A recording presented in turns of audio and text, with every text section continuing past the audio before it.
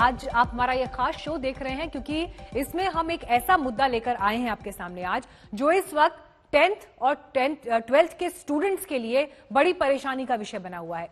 Corona से लड़ाई, कैसे होगी पढ़ाई और एग्जाम सर पर हैं। कोविड केसेस जिस गति से बढ़ रहे हैं उसके बाद 10वीं और 12वीं की परीक्षाओं को लेकर संशय की स्थिति पैदा हो गई है। कई राज्यों में अप्रैल के आखिरी हफ्ते से परीक्षाएं होनी है, जबकि सीबीएसई की परीक्षा 4 मई से होनी है। सवाल ये उठ रहा है कि आखिर ये परीक्षाएं इस माहौल में किस तरह से होंगी। पिछले साल देखिए, जब केसेस कम थे तो इम्तिहान नहीं हो पाए थे, लेकिन इस बार कोरोना विस्फोट की स्थिति में इम्तिहान कैसे होंगे, सवाल परीक्षा को लेकर है तो पढ़ाई के संकट का भी मामला है। आखिर कोरोना काल में बच्चों की पढ़ाई लिखाई कैसे होगी, इसी अहम मसले पर चर्चा करने के लिए हमारे साथ तमाम जानकार भी मौजूद होंगे। लेकिन सबसे पहले आप ये रिपोर्ट देखिए।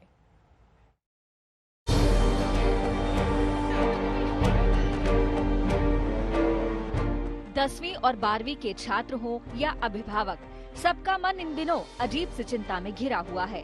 चिंता कठिन सवालों को लेकर नहीं है, बल्कि चिंता है कोरोना के खतरों की।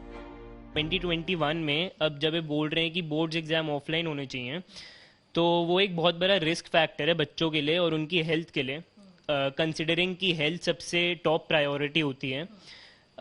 तो मुझे यही लगता है कि अगर सीबीएसई कुछ करे जिससे ऑनलाइन एग्जाम्स पॉसिबल हों सबके लिए, तो वो एक बेटर अप्रोच रहेगी सब एज स्टूडेंट्स के लिए एज वेल एज फैकल्टी के लिए भी।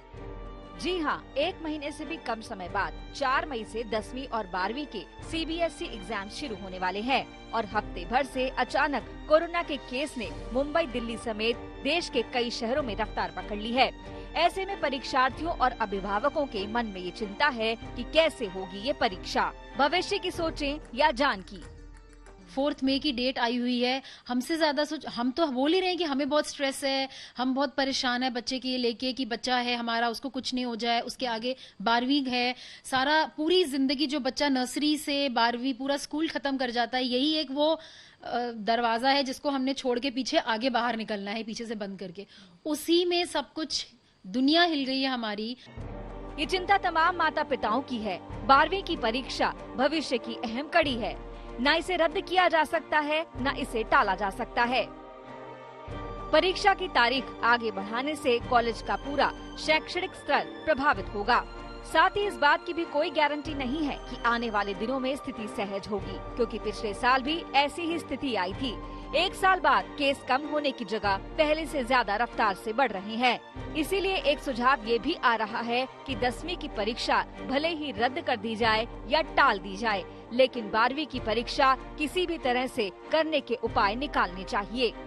10th और 12th के बोर्ड एग्जाम्स की बात करें तो हमारा ये मानना है कि केंद्र सरकार 10th के एग्जाम्स को डेफिनेटली कैंसिल करे, क्योंकि 10th में ऐसा कुछ नहीं होता कि आगे उनको बहुत ज्यादा कॉम्पिटिटिव एग्जाम्स में जाना होता है, तो इंटरनल असेसमेंट के थ्रू वो बच्चों को वो पास कर दे।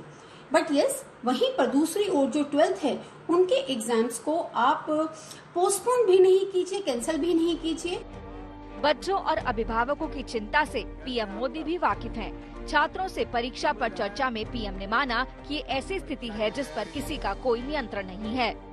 कई बार जीवन में बहुत कुछ अचानक घटता है, अकल्पनीय घटता है, और इन घटनाओं पर आपका कोई नियंत्रण नहीं होता है। कोरोना में भी हम कह सकते हैं कि बच्चों का, युवाओं का जो नुकसान हुआ है वो बहुत बड़ा है।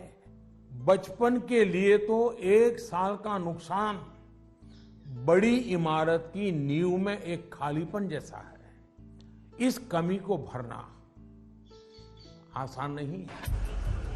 बेशक कोरोना अविश्वसनीय और अकल्पनीय घटना है, लेकिन इसको आए हुए साल भर से ज्यादा हो चुके हैं। ऐसे में कई सवाल खड़े हो रहे हैं। कोरोना के बढ़ते मामलों के बीच परीक्षा छात्रों की जान को जोखिम में नहीं डालेगी? क्या सीबीएसई या सरकार को इस खतरे का अंदेशा नहीं था? क्या परीक्षा की तारीख घोषित करते वक्त सरकार मानकर चल रही थी कि 4 मई तक हालात सुधर जाएंगे? क्या कोरोना काल में पढ़ाई और परीक्षा को लेकर सीबीएसई और सरकार कोई ठोस नीति बनाने में नाकाम रही? क्या परीक्षा का कोई और भी वैकल्पिक तरीका हो सकता है? अभी की स्थिति से साफ है कि फिलहाल ऐसी कोई योजना नहीं बनी है। लिहाजा परीक्षा टालने या फिर ऑनलाइन परीक्षा की मांग को लेकर सोशल मीडिया में मुहिम शुरू हो चुकी है। इस मुहिम में ऑनलाइन पिटीशन पर 1 लाख से ज्यादा परीक्षार्थी दस्तखत कर चुके हैं। पिछले साल की बात करें तो परीक्षा टालने की मांग को लेकर अभिभावक सुप्रीम कोर्ट चले गए थे।